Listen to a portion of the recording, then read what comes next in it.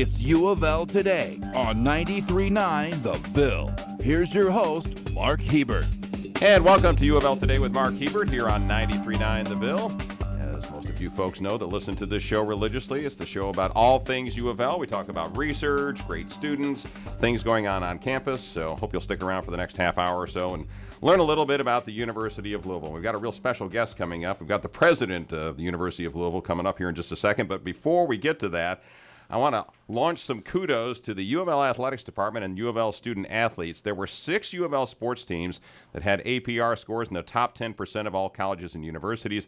APR stands for Academic Progress Rate and is the NCAA's way of gauging the academic success of student athletes. So we had U of L men's and women's basketball, men's and women's golf, and men's tennis teams all had perfect APR scores covering the years 2012 to 2016, while the football team had its highest APR score ever. So congratulations to those coaches, the student athletes, and Marvin Mitchell and his staff who oversee the tutoring and other academic programming for U of L student athletes. All right, as I promised, on the show today we've got a special guest, a guy whose name you've probably heard or read about in the past few months. He's the interim president of the University of Louisville. He's Dr. Greg Postel, and he's here to tell us a little bit about himself and talk about what's going on right now at the University of Louisville. Welcome, Dr. Postel. Good morning, Mark. How are you? And I should say, right off the top, we should start with the most important thing. It is Postel, right? Just for everybody out in the community. Postel, Postel. It is Postel. I've heard a few interesting variations on that, but it is Postel. on this station, on 93.9, they've actually mispronounced it a few times, and I've had to text in and say, no, it's Postel. So anyways, Dr. Greg Postel. Tell us a little bit about Dr. Greg Postel. What should we know? Well, first of all, thanks for having me. I'm happy to be on Glad the you're show here. and glad to join you anytime. There's so much to talk about at U of L. There is. So I've been here a long time, even though I've only been in this job a few months. I came to Louisville in 1994, intending to have a long career in the medical field. I'm a radiologist. I moved here from the Mayo Clinic in the summer of 1994 and practiced interventional neuroradiology, which of course is you did. studying the brain and the spinal cord, and did that for many years at UofL Hospital, teaching residents, doing research, and running the Department of Radiology. I was the chairman for quite a few years through the 90s and 2000s. So I'm new to this job, but I'm certainly not new to the U of L community. So you've been here 23 years. I have, basically, yes, a long I time. have. And you came from Minnesota? Minnesota. Is that where you grew up? No, I grew up in Ohio, northeastern Ohio. I just been in Minnesota more recently before I came to U of L. What part of northeastern Ohio? I grew up in Canton, but went to medical school in Cleveland. So. Pro Football Hall of Fame is in Canton, Ohio. A mile from where I grew up. All right, very good. So what else should we know about you and your family? You've got a couple of twins, right? Don't you have twins? I do. I have a wonderful wife, Sally, and I have 2 6-year-old twin boys. A lot of people find that hard to believe. But Chris and Alex are the light of my life, wonderful little guys. The plan is that they will keep me young and active and able to stay on top of this busy job I've taken. So they'll keep you young while the job gets you old? Is that the deal? Well, maybe they'll counterbalance one another. A exactly. little bit of a balance. All right. So you've worn lots of hats at the university. You said you are a doctor by trade, radiologist. So what have you found as you walk into this job at the University of Louisville as the interim president? Well, all businesses have ups and downs and needs to adjust what they're doing periodically. And the University of Louisville has so many things that are going well, but had some issues that became apparent over the last couple of years. A few tight spots that we needed to get past, some of them financially related matters, some issues related to the NCAA, things that your listeners are certainly all familiar with. We shouldn't sugarcoat it. We're talking about the U of L Foundation and the financial problems there, and then the NCAA, as you mentioned, with the basketball program. That's right. They weren't surprises. These were things that we've known about, and for a year prior to taking this job as interim president, I was serving as the executive vice president for health affairs, and as such, I was part of the office of the president. So we would meet frequently, and these issues were really not surprises to me. I was pretty much prepared for the things that I would have to deal with when I was asked to do this. Mm-hmm. And when you got here, what was your tact? Attack them head on? Try not to worry about it? Try and soothe the faculty and staff? What was your tact as the interim president? I'm not the kind of person to kick the can down the road. When you have a lot of problems, you make a list, make sure you understand, first of all, what all the problems are. make sure you understand where you hope to land with each of them in terms of a solution, and then just start working down the list. And as you might imagine, when you have a long list of issues, some of them are things that are easily correctable. Others require a little more research and study and take longer to come to conclusions. So we're working our way down the list very nicely, and I like to tell my staff, every day we have to get something done, even if it's something small, because those things add up and eventually become big things. We're going to talk about all the great things going on at the University of Louisville real quick here, but one thing I should mention is that some of these things are really coming to a head here fairly quickly, aren't they? Are we going to get past all this bad news and bad stuff at the University of Louisville and get ready to go on to the next chapter in the University of Louisville's life, right? Well, we are, and I actually created a tool for our Board of Trustees to help them understand this process. So we have a chart that shows all the various projects that are underway, and it shows which ones are in progress and which ones are complete. And on a monthly basis, I give them an updated version of this chart that shows items moving from the in progress column over to the complete column, because as you've mentioned, some of these things do have a finite end. And that's good for a lot of reasons. We've worked hard on these problems. We've done everything that's been asked of us in terms of resolving them, and we know roughly when they're going to conclude, and it'll be great to get past some of it. We're talking with Dr. Greg Postel, who's the interim president of the University of Louisville. Blunt question. Did you understand what you were getting into? You said you knew about the problems, but did you understand how much time the job was going to take and being in the public eye and all those things? Did you understand when you stepped into it and agreed to accept the job? I think for the most part, there really haven't been any big surprises. As I mentioned, I think most of the problems we understood. Certainly, I've come to understand them in a lot more depth as I've worked on the solutions to these problems. There has been a significant uptick in visibility and media interest in my activities compared to before. My family often asks why I'm so interesting to the media, and I try to convince them that it's UofL that's really interesting, not so much me, but it doesn't always seem that way. So that's taken a little bit of getting used to. But other than that, the problems were not surprises. A lot of talk, a lot of presidents, in fact, that I've dealt with over the years, university presidents, say that athletics just gobbles up an awful lot of their time. Has that been the case at UofL? And, what is your relationship with Tom Jurich? Since you came from the health sciences side, you walked onto the Belknap campus where athletics is more prominent, I suppose. So what is your relationship with Jurich, and how is athletics going?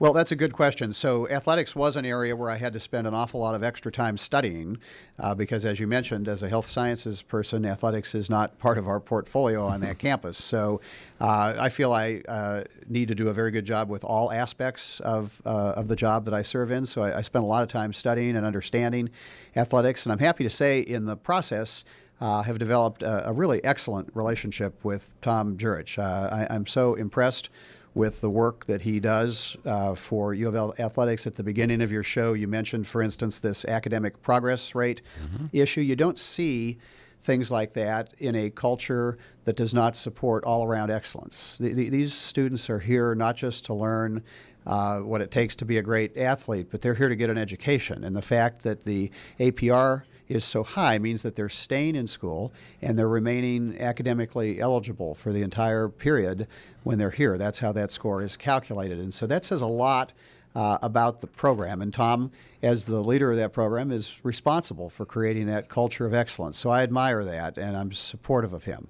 I think that athletics has taken a little more time than it normally would for me in the early going because, as I said, I had to get up to speed with it. And then also we've had the NCAA situation that is coming to conclusion here, we hope, in June.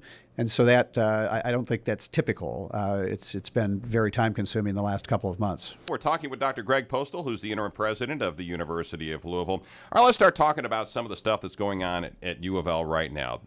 Starting in the fall semester, students will not be hit with a tuition increase, correct, from the University of Louisville? Absolutely correct. A little bit bit good news there, right? That is a wonderful story, one we're very proud of. We're the only state university in Kentucky that will not be increasing its tuition for this coming year.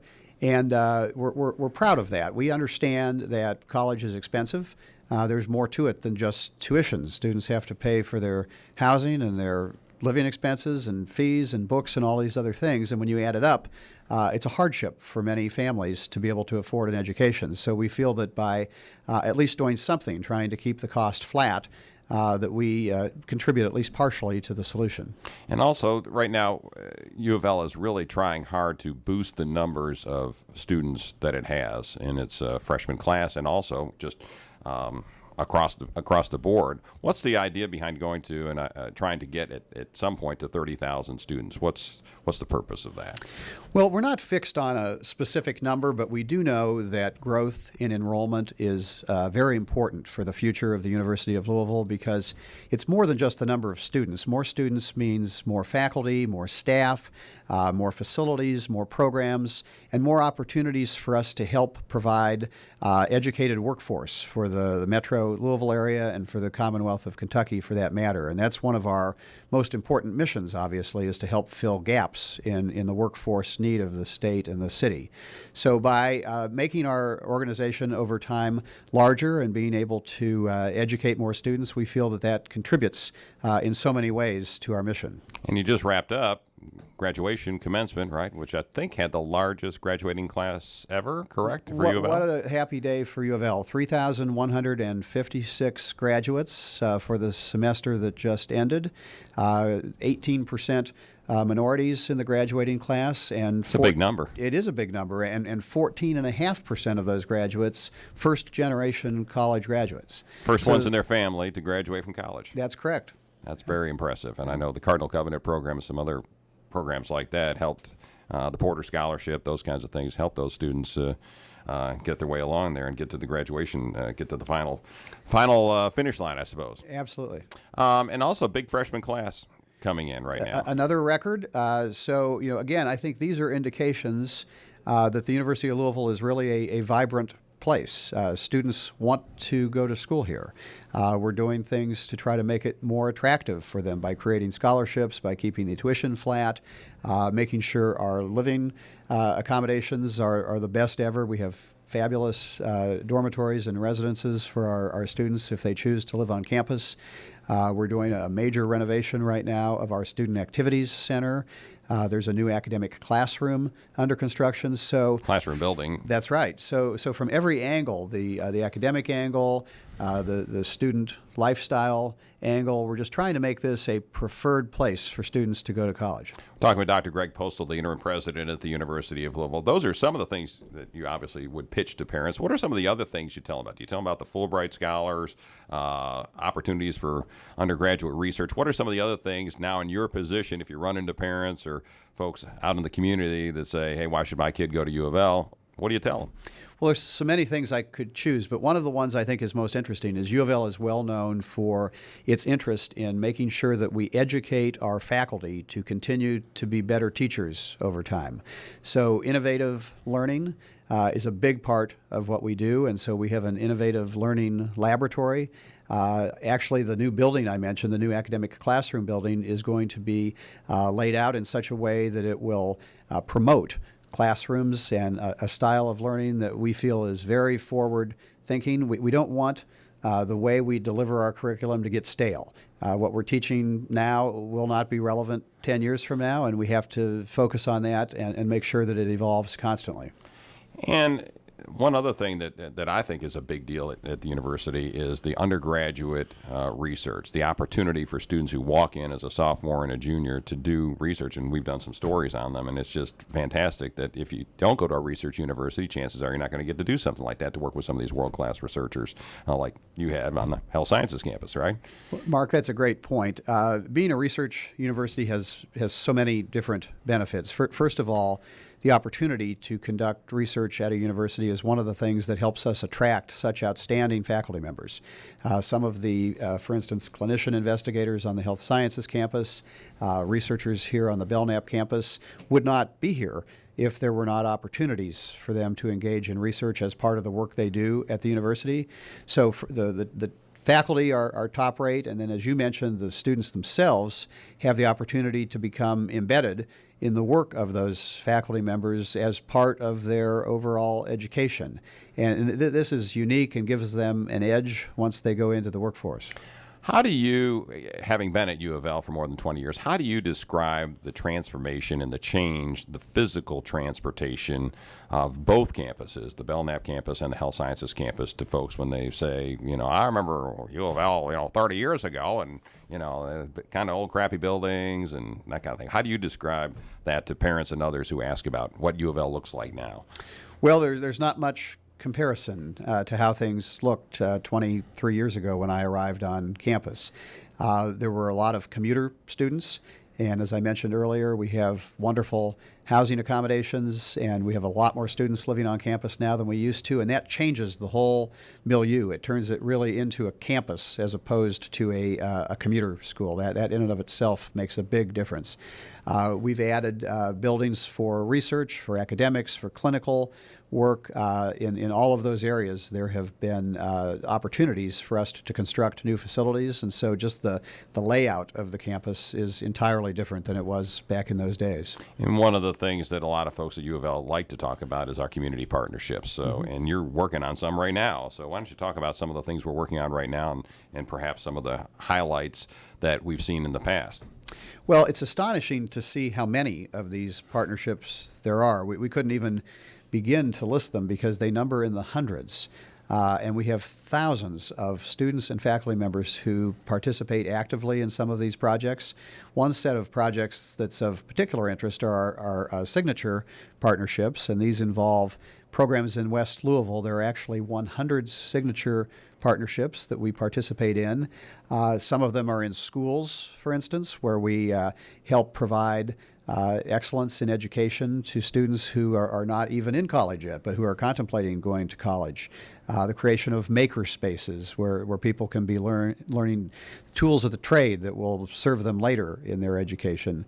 One school has a moot court set up so students can learn what it's like to be in a classroom, perhaps if they're thinking about going to law school. These are the kinds of things that some of our students in high school in Louisville have an opportunity to experience as a result of these partnerships in which we're engaged. And they're all over the community. The signature partnership focused mainly on West Louisville, but they're all over the place. They're all over the city, and they involve both health science and Belknap projects. There are hundreds of these community partnerships. We're talking with Dr. Greg Postel, U of L's interim president for the past, how many months? What is it? This is May, so what are we talking about This here? is 4 months at this point. The 4-month point, the 1/3, the first trimester point.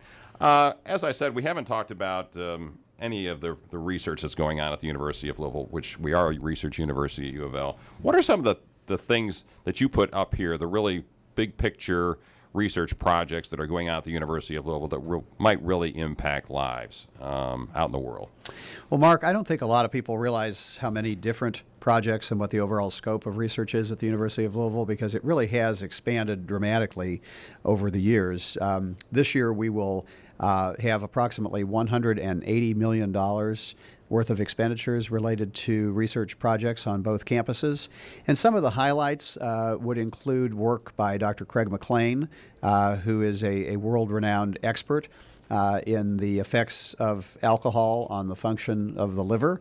And he is heavily funded by the National Institutes of Health to do this work. Roberto Bolli in cardiology is on the verge of a wonderful new grant related to his work in stem cell implantation to help heart muscle that has been damaged previously by heart attacks and trying to restore function. Susie Harkema and her team over at Fraser Rehab are making world-recognized efforts in spinal cord injury research and have seen evidence of patients who have spinal cord injury who are beginning to regain lower extremity function, which is almost unheard of and is attracting a lot of attention internationally and a lot of funding that we use, of course, to help sustain her program. So there's a wide array of projects that we could talk about. Do you think people in Louisville understand the depth and the breadth of the research that's going on in the city of Louisville at U of L that has worldwide impact? Do you think most folks get that?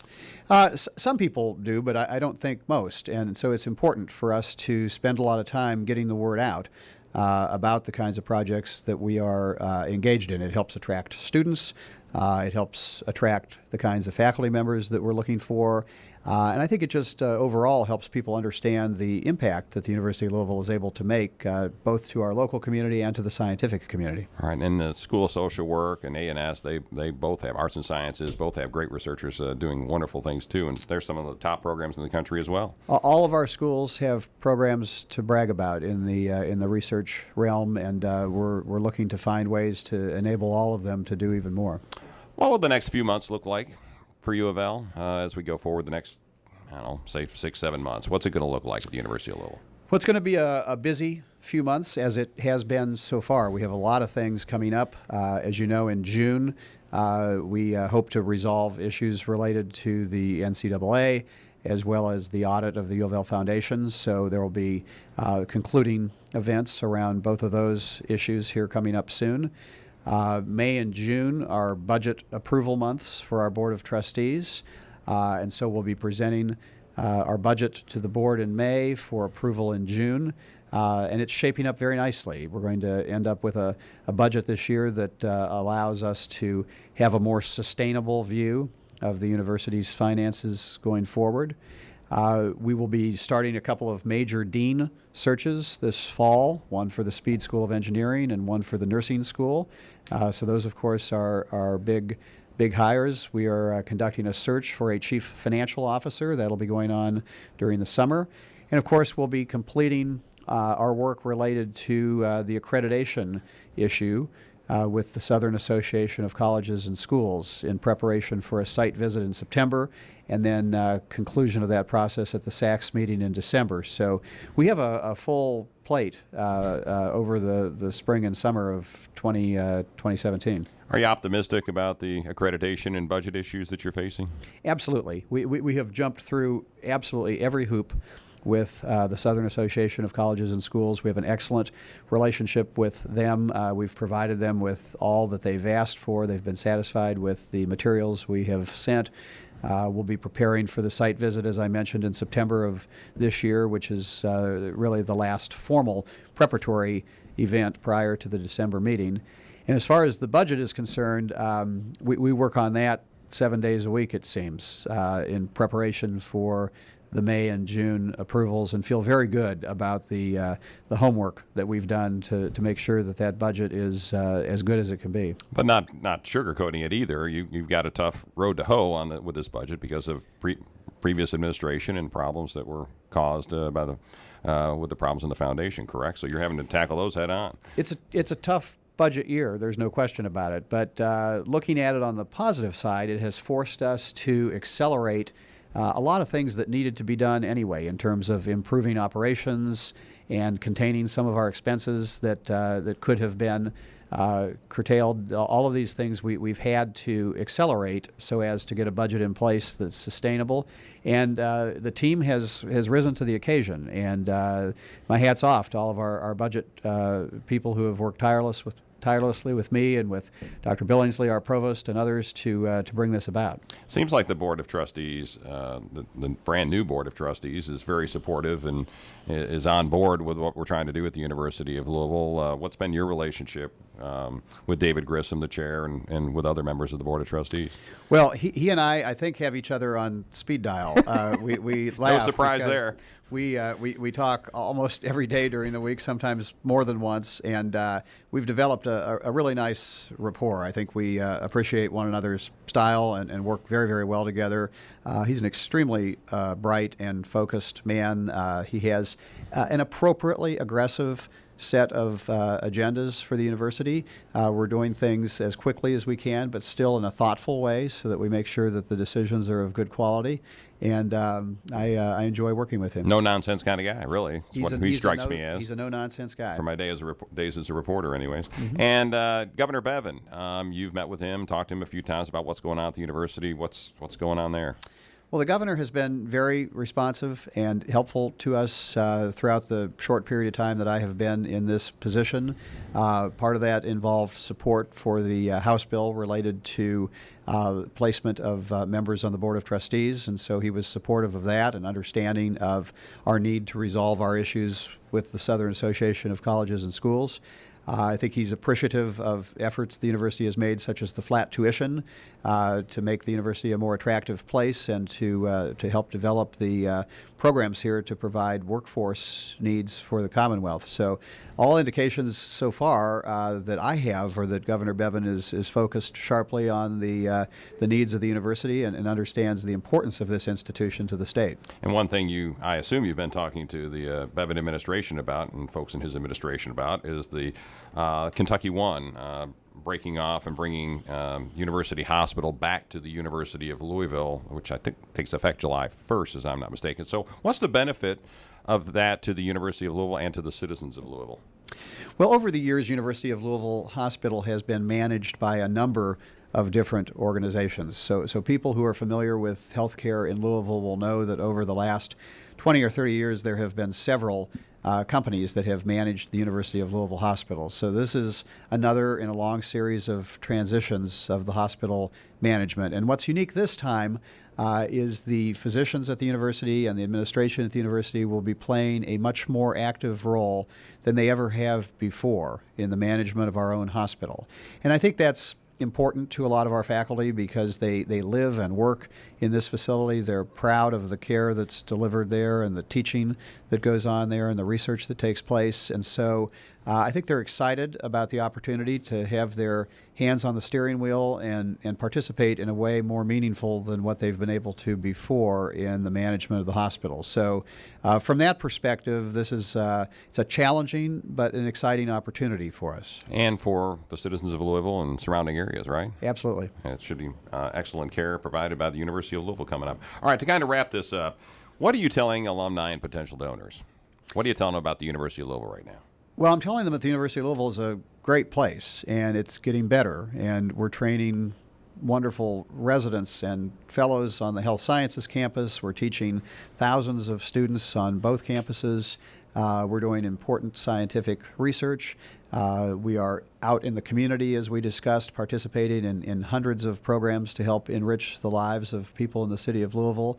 And this is a place that is doing great things. It's a critical mission for the city to have a university that is vibrant and successful. And now more than ever, we need support from people who appreciate what it is that we're doing, and we're encouraging people to help us support our missions.